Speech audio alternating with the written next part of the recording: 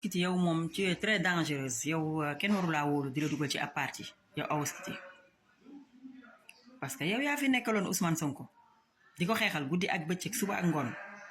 tey nga woon ko ginnaaw nii ndax ay millions ni APR nga yow kenn waru laa wóolu amul loo fi waxalul Ousmane Sonko ci lu baax amul loo fi yàqul Macky Sall ci lu bon. Antoine Diome moom nga jëlal par tey am na tur boo ko tudde woon bu ñaaw boo xam ne man mi sax rus naa cee jaar yow doo nit ku wóor comme Ousmane Sonko moo la dese nag ba léegi yaa ngi ci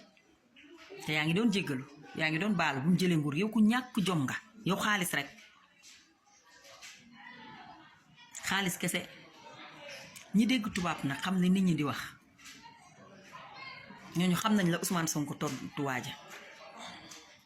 mais ñi mel ni man dégguñu tubaab da ngeen di wut ku leen tekkil